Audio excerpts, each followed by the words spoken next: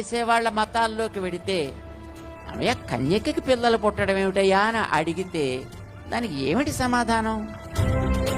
విశాఖపట్నంలో కరపత్రం పంచుతున్నాను. ఒక అతను నా చేతిలోంచి కరపత్రం లాగేసుకుని నలిపేసి పడేసి నా వంక ఎర్రగా చూస్తున్నాడు. ఎర్రగా చూస్తూ అన్నాడు, యేసుప్రభు గురించే కదా అన్నాడు. అవును యేసుప్రభు గురించే అన్నాను. నీకు ఆయన ఎలా పుట్టాడో తెలుసా అన్నాడు. ఎందుకు తెలియదు తెలుసా అన్నాను.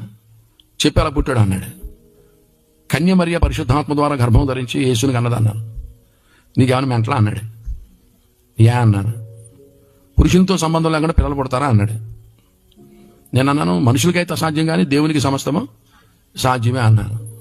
ఇటువంటి పిచ్చి పిచ్చి కథలు ఇప్పుడు నమ్మకం, అదంతా అబద్ధం, ఇక్కడి నుంచి వెళ్ళిపో అన్నాడు. నేను అన్నాను వెళ్ళిపోతాను కానీ వెళ్ళిపోయే ముందు ప్రశ్న అడుగుతాను, సమాధానం చెప్పాను. ఏంటో అడిగా అన్నాడు.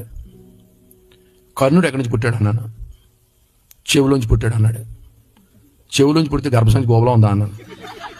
ఆడికి మెంటలో వచ్చేసింది. గర్భసంచి గోబలో ఉంటే ఇంత అయిపోతే గోబా. ఇప్పుడు గర్భవతి మొహం చూస్తే బిన్నది మొహం వేసుకుని చచ్చిపోమాను దాబుని. ఇప్పుడు చెవులోంచి పుడితే గర్భసంచి గోబలో ఉందట. నీకు ఇది నచ్చిందా? నీకు నాకు మెంటలో నీకు మెంటలు యేసుప్రభు నమ్ముకరా. దాన్ని వచ్చేసాను. దేవునికి స్తోత్రం. హల్లెలూయా.